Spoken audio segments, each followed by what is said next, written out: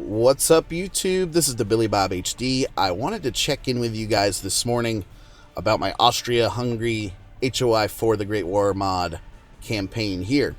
So yesterday, December 21st, a hotfix came out after the Together for Victory sort of release, right? And as I went in to try to record some more episodes here of my Austria Hungary campaign, it seems that my save file here keeps crashing after the new update. And so, Wolferos, the main guy for the mod, right?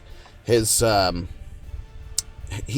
on top of his game. He updates the mod as soon as there's a new release or a new patch or hotfix or something like that for HOI IV vanilla. And so he fixed it, almost immediately yesterday morning. And unfortunately, my save file doesn't work anymore, and so I have to tell you guys, unfortunately, we are going to have to suspend the campaign. This one is finished. So I wanted to do a quick review of the campaign here and show you guys sort of the overall and final results. And if you're a big fan of the Great War mod on my channel here, do not worry, because I have more content coming your way for this mod very, very soon. And so we're going to play a different country. I'm not going to tell you what it is quite yet, but it is a very popular one. And it's, again, the Central Powers. I've probably given it away. But I did want to start a new campaign with the mod here just because I know you guys are loving it. And so let's review what happened. So we started off as Austria Hungary, of course. Here we were able to annex the Italians here when they joined up with the Entente. We also helped the Germans roll into Russia here. And then as the white and red sort of civil war began, that caused the Russians to exit the war, allowing us to really crush France over here, because France actually in the beginning of the campaign made strong pushes here towards Berlin. They made it past sort of the Alsace-Lorraine area here, right? And we're pushing pretty hard. So we finished up Russia just in time to swing around and bring a lot of our troops down back over here to the Western Front. And as we did that, we were able to take a lot of southern France for ourselves, including Bordeaux over here. Spain sort of remained neutral in the war there. They didn't really help or get into anything, right? Portugal did join the Entente, and it does look like as we're ending here in February of 1930, the Ottomans had at least achieved a smaller toehold over here. It's interesting, right? We were not able to make any real naval advances. You can see, let's see here. We're able to, clamp down control of the Mediterranean as a whole there. And just sort of expanding out here into the Atlantic a little bit outside of Spain. And so the other thing we were able to do, as we were helping sort of the Central Powers overall, right? Germany annexed Greece down here. Bulgaria joined the Central Powers and picked up a little territory for themselves here in Greece as well. But that was about it for them. I was able to retain in the invasion of Russia here all of this Crimean territory.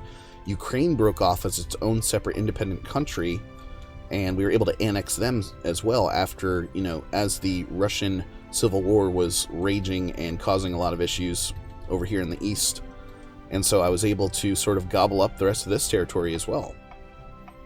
We then swung down and helped the Ottomans because the British were making a humongous invasion here from northern Africa and pushing hard up here in the Middle East, up towards Damascus and such. And we were able to help push the British back down towards the south and then back towards the west here across northern Africa, where Germany and the Ottomans were then able to, achieve about a half-half acquisition here in mainland Africa, with the northern territories going to the Central Powers, and then, of course, UK and the Entente holding strong down there in the south as well. So as we were driving eastwards here, we managed to annex Persia for the Ottomans here. They did get that territory as they were going along. And then we did roll down all the way in here into India, which was pretty fun. And so we ended up taking, over half of India here. We ended up invading Nepal and Bhutan, and then we were just trying to invade Tibet here as the game ends in February 1930 for us because of my save file. But we did continue driving eastward there, taking all of Vietnam here, Siam as well, and Singapore. And then we had just invaded North Borneo here, held by the British. The Netherlands never technically entered the war on either side, so they stayed neutral the entire campaign. You can see they really didn't have a faction here.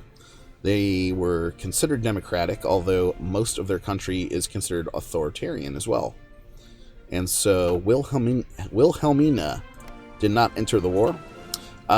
Denmark stayed somewhat independent here as well. They did not join a faction and is considered authoritarian there. But we were also having a ton of troubles with naval superiority over here in the Pacific, as the Japanese fleets and American fleets were really, and British fleets too, to be quite honest, were giving me a lot of troubles. And so we were looking to try to expand here in the Pacific, but unfortunately we were not able to make it there. So anyway, guys, that's a quick synopsis for you of my first campaign here in HOI IV, the Great War mod. And it was a lot of fun playing as Austria Hungary. Again, stay tuned because we've got more Great War mod coming very, very soon. Thanks, guys. We'll catch you next time.